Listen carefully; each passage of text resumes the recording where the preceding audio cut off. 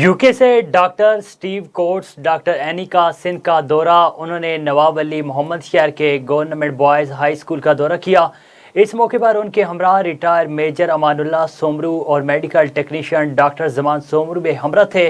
School आमद पर principal Aftab Somru ने मुअज़्ज़िज़ीन मेहमानों को सिंध की सकाफत अजरक का तोहफा पेश किया। इस मौके पर मेहमानों ने स्कूल्स के क्लासरूम्स का भी दौरा किया और तालिबात की हौसला अफजाई के लिए लेक्चर भी दिया।